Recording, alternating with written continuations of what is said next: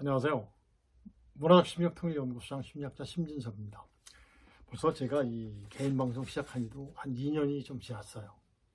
제가 이 문화적 심리적 통일이라는 주제로 개인 방송을 시작했을 때는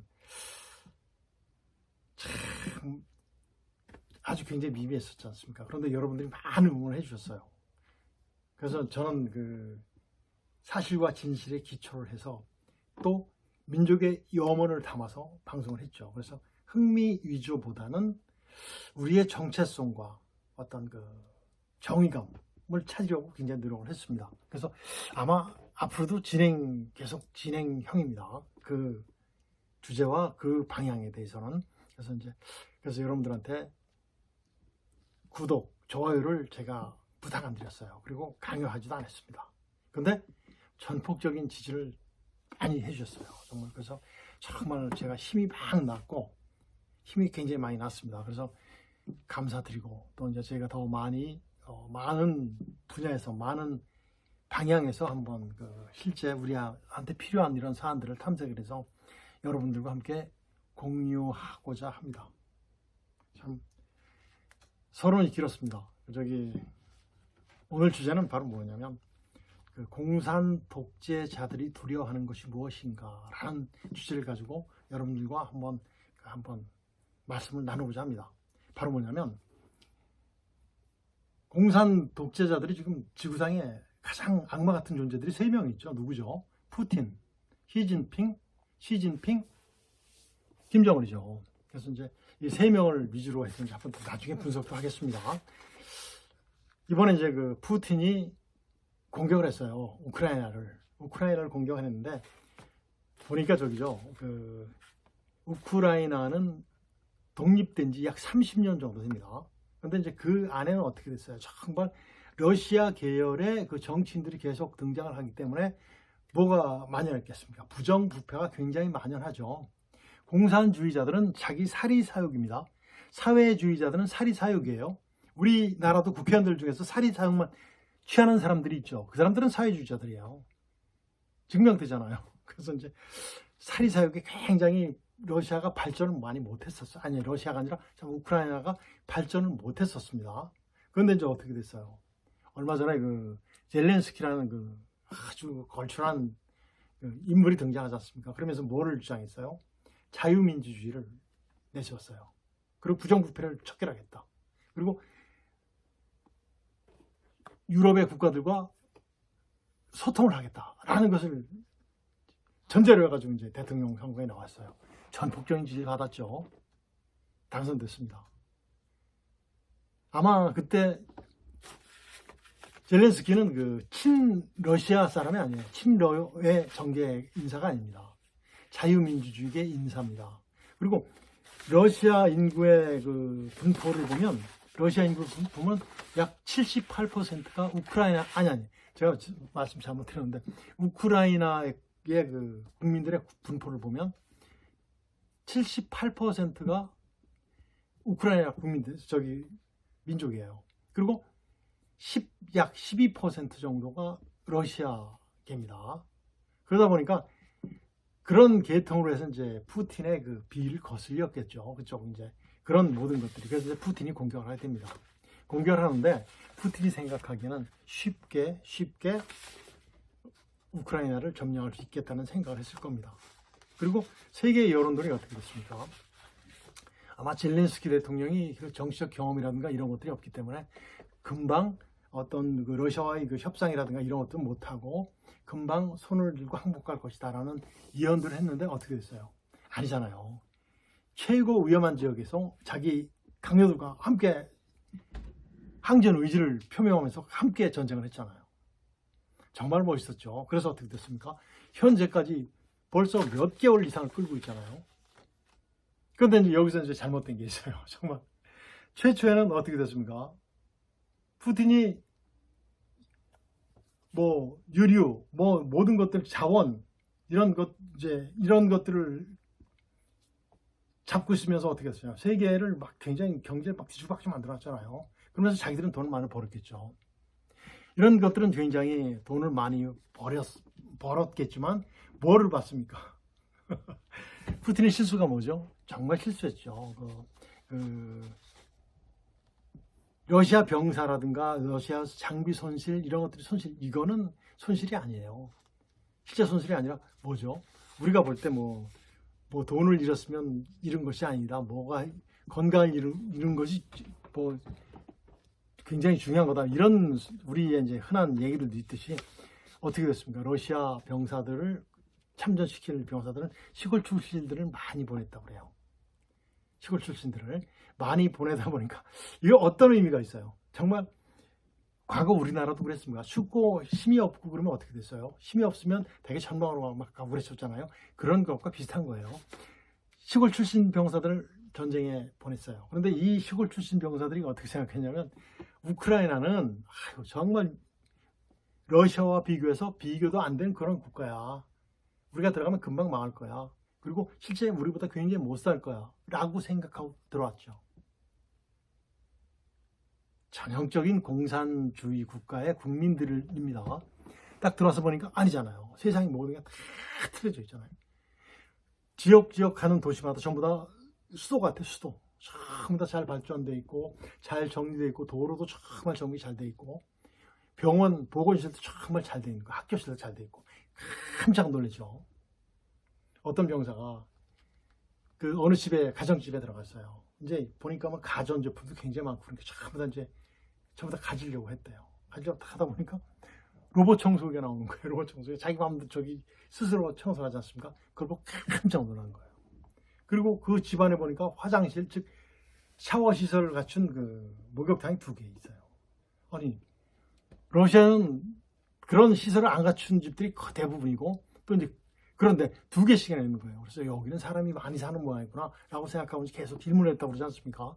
이런 것들은 아주 일부가 아무것도 아니지만은 정말 이런 것들 자체가 어떻게 되는 거예요? 이제 우물한 개구리가 바깥에 나와서 놀라는 것과 똑같은 거예요. 그럼 어떻게 되는 거죠? 러시아는 정말 잘못된 거죠. 물론 이제 그 1991년도인가 그때 이제 8월 24일입니다. 우크라이나가 이제 소비에트 연방으로부터 이제 독립을 하죠. 독립을 해서 이제 약 30년 동안 발전해 나갑니다. 독재자, 굉장히 지금 다른 나라들처럼 굉장히 자유민주주의가 완전히 정착된 나라는 아니에요.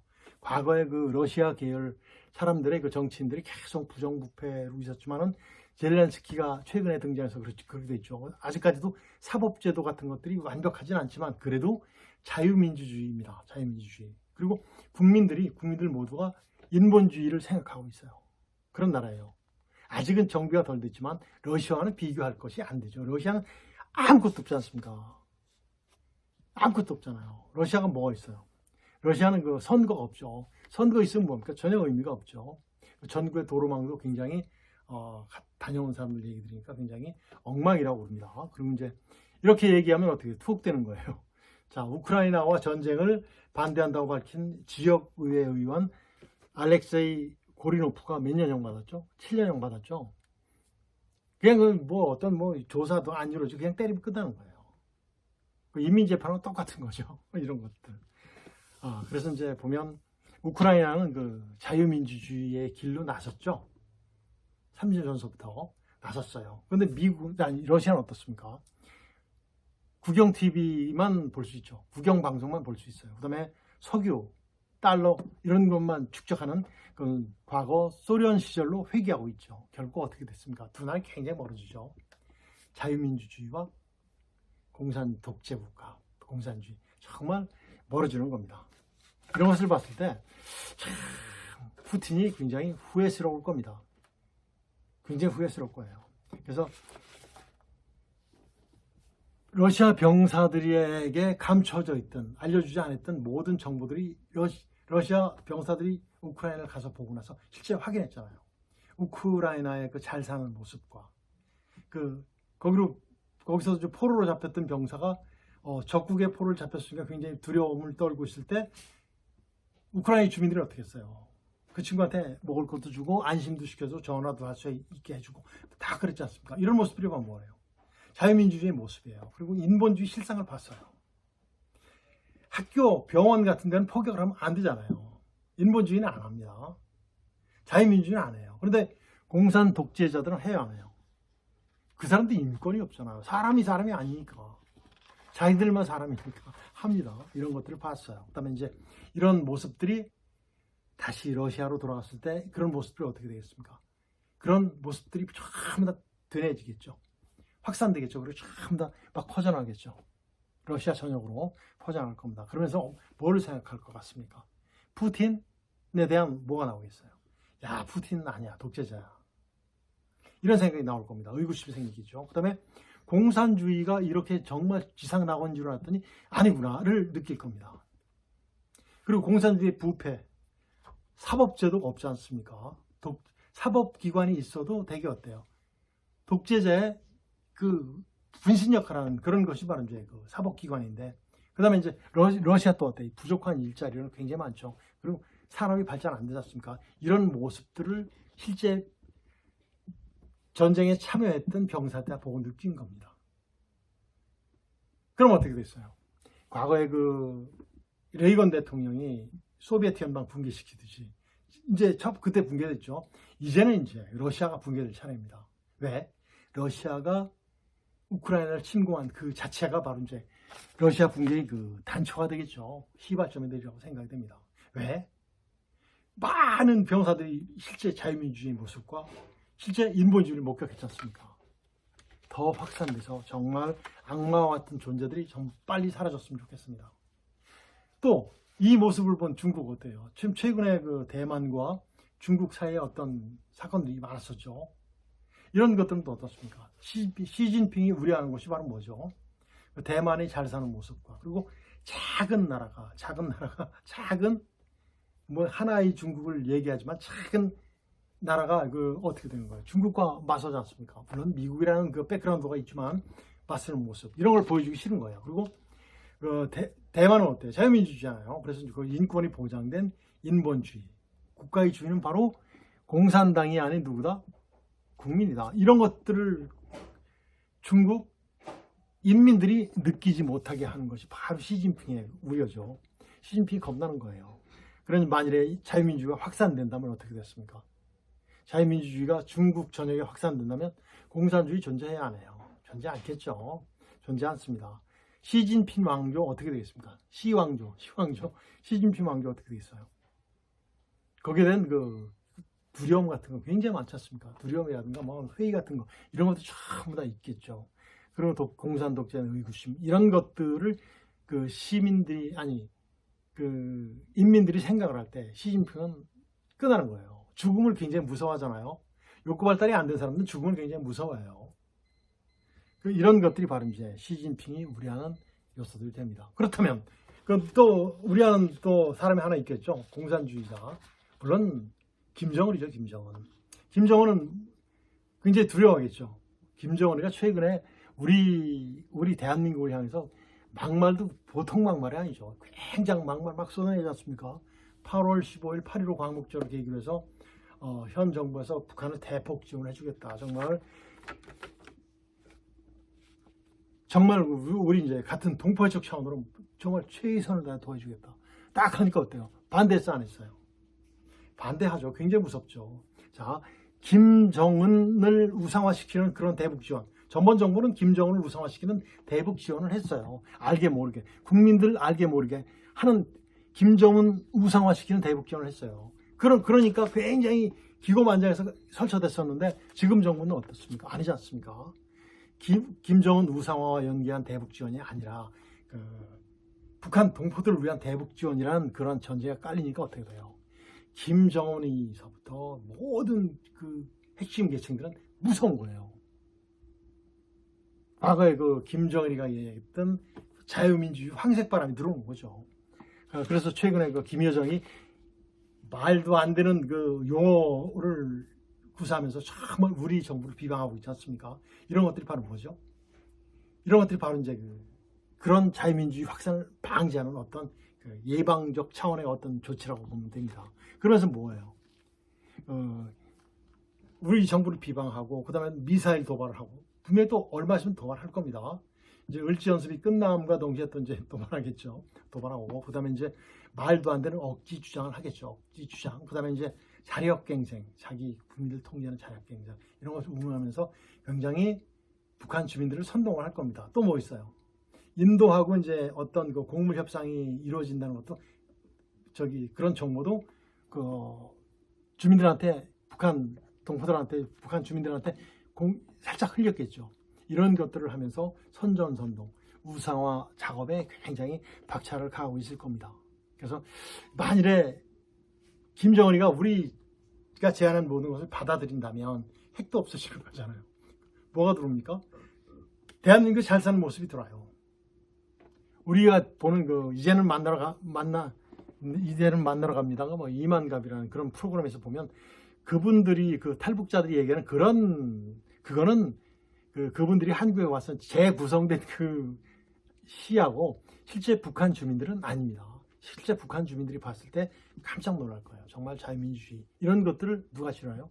김정은이 싫어하는 거예요. 그다음에 이제 자유민주주의가 확산되면 북한 없지 않습니까? 그리고 이제 김과의 왕조들, 김일성, 김정일, 김정은으로 이어지는 김과의 왕조. 그리고 이제 그다음에 이제 공산 독재에 대한 어떤 의구심 같은 거, 회의 같은 것이 나타나게 된다면 어떻게 됐습니까? 북한은 존재하지 않죠.